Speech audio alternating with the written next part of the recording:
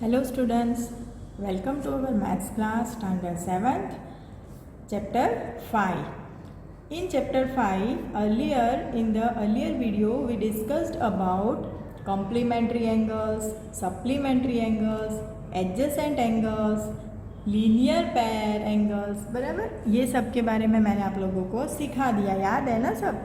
दो एंगल्स का टोटल 90 होता है तो वो दो एंगल को कॉम्प्लीमेंट्री एंगल्स बोलते हैं। अगर टोटल 180 होता है तो सप्लीमेंट्री एंगल्स बोलते हैं। फिर पास पास में ऐसे जुड़ के हो तो एडजेसेंट एंगल्स होते हैं। फिर अगर एडजेसेंट होने के बावजूद अगर वो लीनियर पैर बना है, मतलब ऐसे स्ट्रेट लाइन में है, तो उनको लीनियर पैर बोलेंगे जिसका टोटल 180 होना चाहिए। ये सब हमने डिस्कस कर लिया। आप लोगों ने क्वेश्चन 3 तक नोट में अच्छे से लिख दिया होगा। Now today we will start question 4 of exercise 5.1। तो आज का क्वेश्चन 4 शुरू करते हैं। Find the angle which is equal to its complement. अब ऐसा एंगल ढूंढो जो उसका ही खुद का ही कॉम्प्लीमेंट हो, मतलब कि दोनों एंगल्स का वैल्यू सेम होगी। ऐसा एंगल जो खुद का भी कॉम्प्लीमेंट हो, है ना? तो हम लेंगे let the equal angle be x. चलो एक्स नाम दे देते हैं, कोई भी वैल्यू नहीं दी है इसलिए जो एक एंगल है ना उसको हम एक्स नाम देते हैं।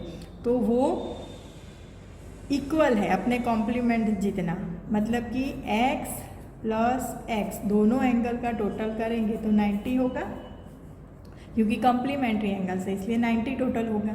तो x plus x 2x is equal to 90 degree.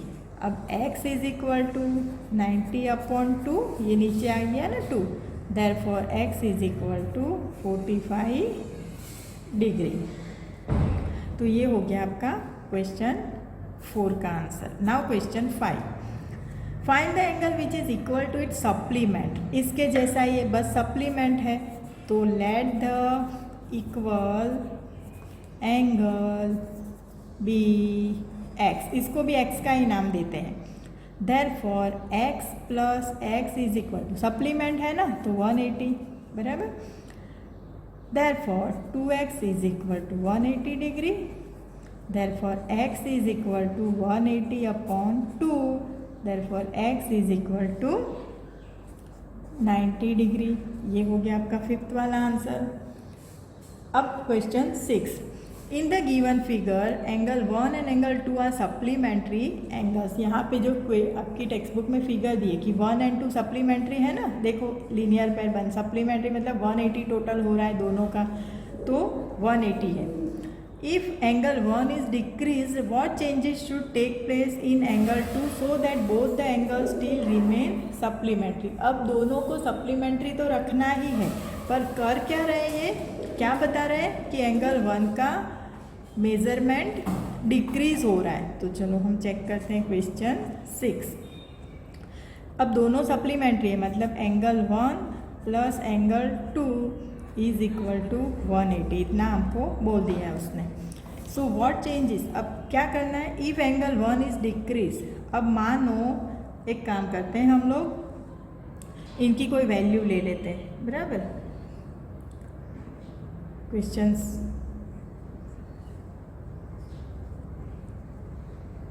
Value ले लेते हैं, जैसे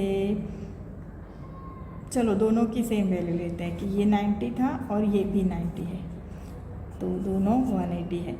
अब ये जो एंगल 1 है ना वो डिक्रीज हो गया, मतलब 90 से अगर वो हो गया 80, ठीक है, तो ये वाला क्या होगा, क्योंकि रखना तो दोनों को 180 ही है, सप्लीमेंट्री तो रखना ही बोला है ना कि एंगल स्टिल रिमेन सप्लीमेंट्री।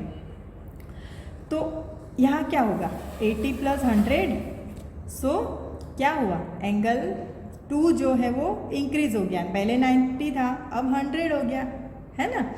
तो व्हाट चेंजेस हैपेंड, तो आंसर आएगा इफ, ये मैंने ऐसे ही आप लोगों को एग्जाम्पल दिया, आप दूसरा कोई नंबर लेना चाहो तो ले सकते हो, या फिर ये भी ले सकते हो। If angle 1 is decreased then angle 2 is increase. क्यों ऐसा हुआ? क्योंकि दोनों का टोटल हमको 180 ही रखना है, दोनों सप्लीमेंट्री ही है इसीलिए। चलो ये हो गया आपका बराबर, ये ऐसे लिख के कॉपी कर देना। Now question 7, can two angles be supplementary if both of them are. अब देखो ये समझ के करना पड़ेगा।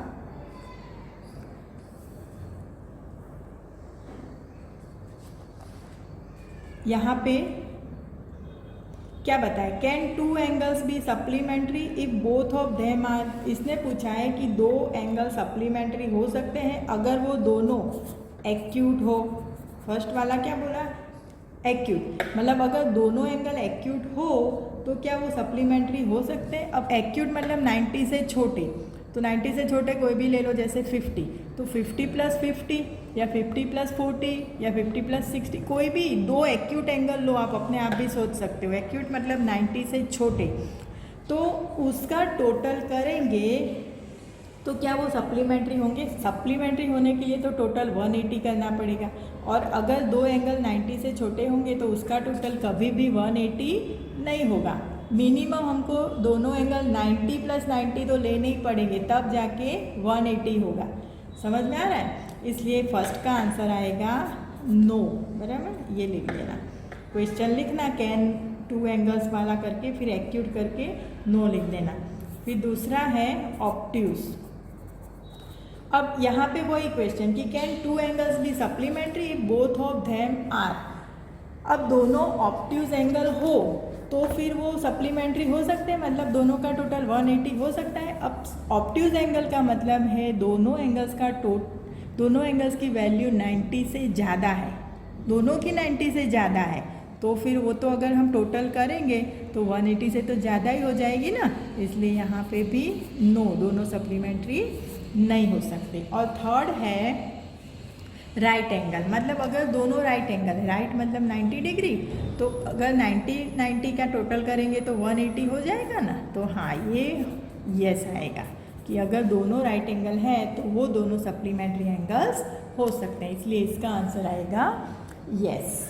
ठीक है, so this was a question number 7। अब आ रहा है question number 8। An angle is greater than 45 degree, is its complementary angle greater than 45 degree और इक्वल टू 45 डिग्री और लेस देन 45 डिग्री। देखो इसके जैसा ही है कि ये कम ये ज़्यादा, यहाँ पे भी ऐसा ही था ना, तो ये क्वेश्चन 6 जैसा है। अब यहाँ पे मेजरमेंट दे दिया है कि an angle is greater than 45 degree, एक एंगल है 45 डिग्री से बड़ा।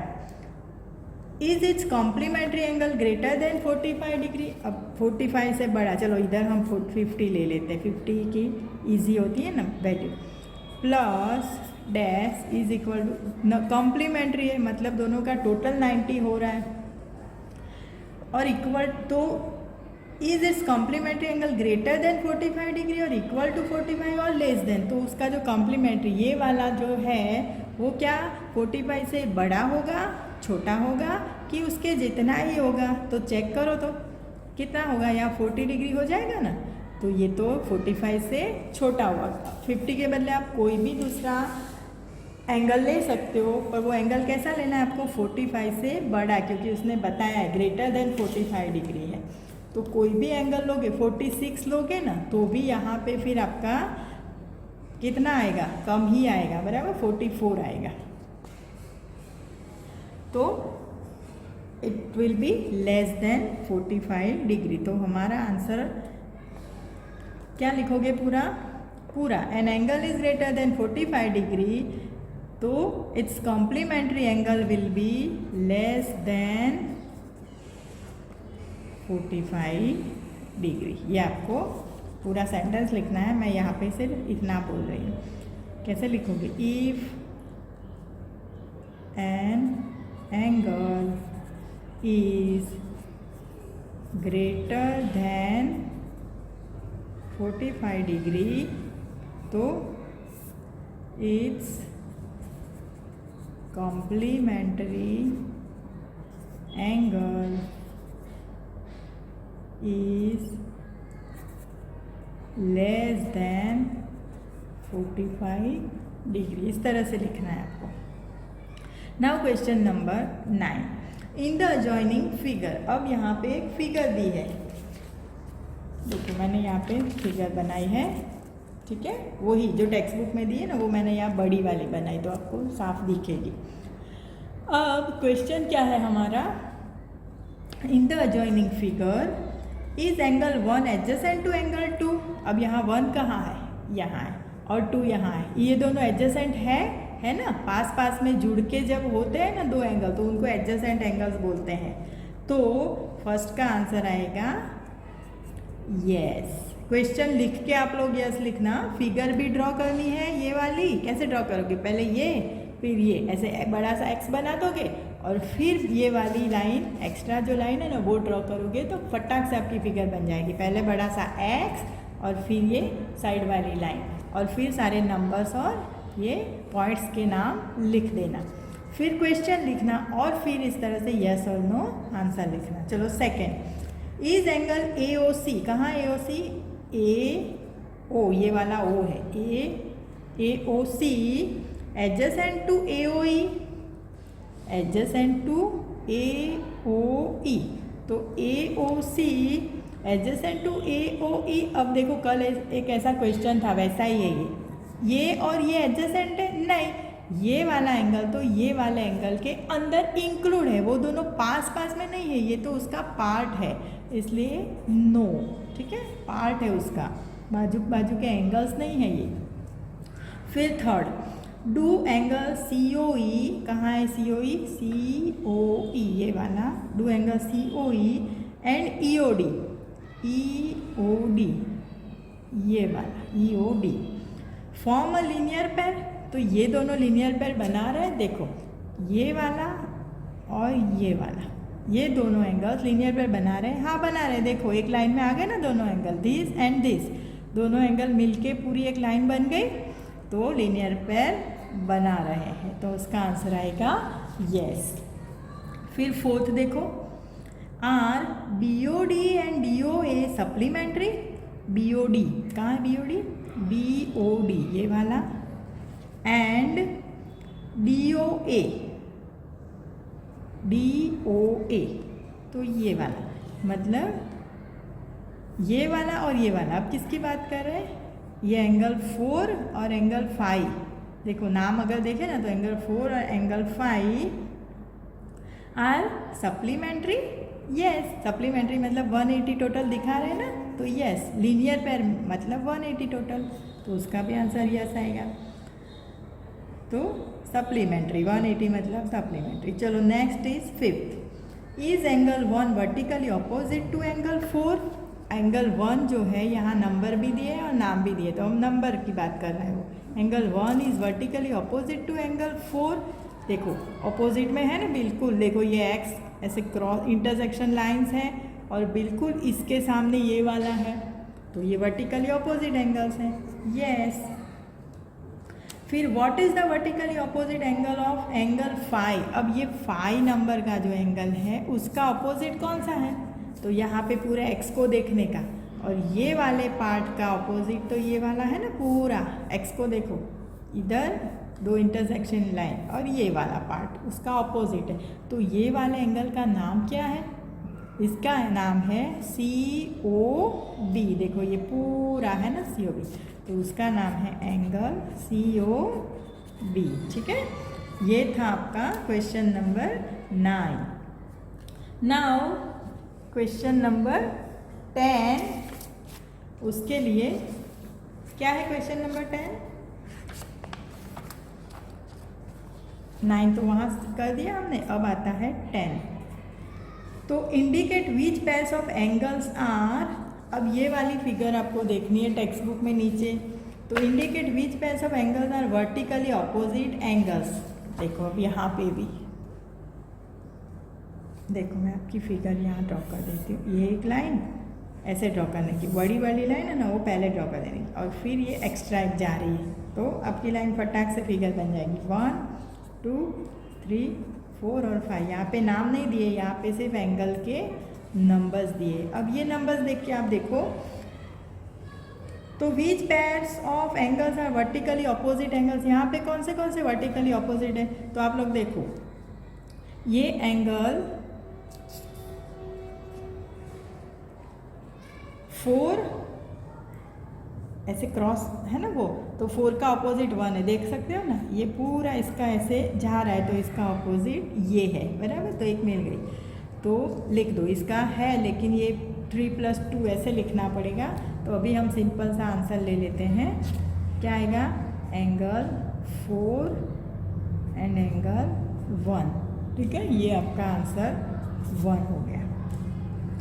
और सेकंड आंसर क्या है, क्या पूछा है उसने, लीनियर पेयर्स। तो which pairs of angles are linear pair, कौन से एंगल्स लीनियर पेयर बना रहे हैं, देखो तो लीनियर पेयर, देखो ये वाली लाइन जो है तो 4 और 5 मिलके लीनियर पेयर बना रहे ना, 4 और 5 मिलके ये पूरा बन गया। तो यहाँ लिखो एंगल 4 एंगल 5। और दूसरी भी एक लीनियर पेयर है, देखो ये वाली लाइन के ऊपर भी ये दोनों एंगल्स आ रहे हैं, तो 5 और 1 मिलके भी पूरा लीनियर पेयर बना रहे हैं। तो एंगल 5 एंगल 1, ठीक है। तो ये दोनों आपके आंसर हो गए, आपके आंसर क्वेश्चन नंबर 10 के, ठीक है। नाउ एक काम करते हैं, आज मैं इतना ही लेती हूँ क्योंकि मंडे से आपके यूनिट टेस्ट चालू हो रहे हैं, तो आप इतना ही ध्यान से पढ़ लेना। तो ये चैप्टर यूनिट टेस्ट में नहीं है, तो अपने आगे वाले क्वेश्चन हम नेक्स्ट वीडियो में यूनिट टेस्ट के बाद सॉल्व करेंगे। Okay students, good bye.